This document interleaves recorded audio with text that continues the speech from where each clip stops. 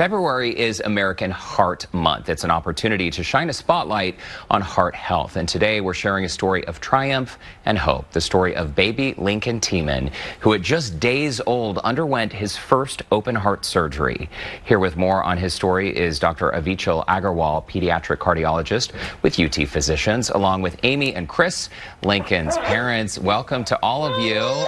And it looks like Lincoln he has a lot to say. Doctor, we're going to get to you in just a moment. First of all, let's talk about the condition to Amy and Chris. What was Lincoln actually diagnosed with? Lincoln was actually diagnosed with a severe heart condition called hypoplastic heart syndrome. It is a condition where what we call it is half born with half of the heart.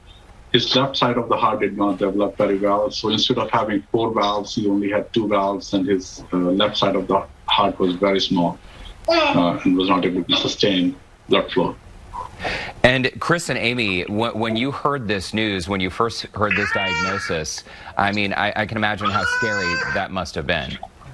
Yeah, it was hard to accept, and we didn't know what our journey was going to.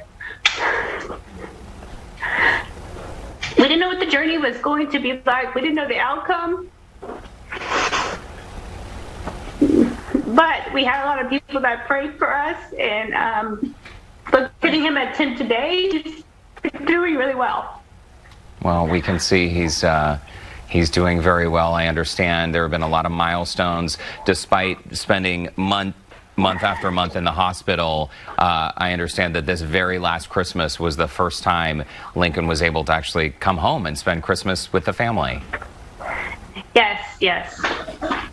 These photos are incredible. I mean, he's clearly such a trooper. Dr. Agarwal, let's talk about what happened after this diagnosis took place. Essentially, how was Lincoln treated for this condition? He was assigned a whole heart health team. He was the biggest challenge with him was that his heart he was only born with half of the heart, and he was only born with the right side, and the right side of the heart was not functioning very well. His heart was basically functioning at less than 10% of its capacity, and he had to spend multiple months in the ICU, cardiac ICU, to be able to sustain life. And he was on multiple IV medications. We have to watch him very closely. He was not able to feed. He was not able to tolerate feeds, and was losing weight, and was to a point where he was less than his birth weight at one point, and was too sick to even have a heart transplant. So we all prayed very hard for him, worked very hard, and his family was always there. It's an amazing family, and he was a fighter, and he pulled through with amazing colors, and now that he's 16 months old and is doing really, really well.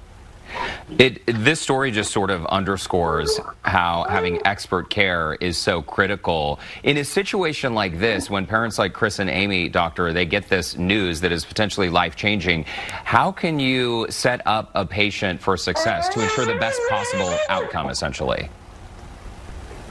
So once we've diagnosed any child with hypoplastic left heart syndrome, we have to really explain to the family. The outcomes actually these days are not so bad. But these babies have lots of complications, lots of issues over time, and they're very challenging. So we have to really explain to the family and work very hard with these babies. Every single baby has their own different challenges, and so we have to organize a specific plan for every single baby to be able to maintain flow to their vital organs. And Chris and Amy, let's talk a little bit more about how Lincoln is doing today, because clearly he's quite active. I take it he has quite a bit of energy, and he's crawling.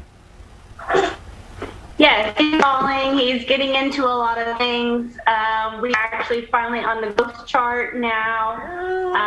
We have also started bolus feeds with his feeding pump and handling those well. But yeah, he is hitting a lot of milestones, and we just had a checkup last week, and he's doing really great at the moment.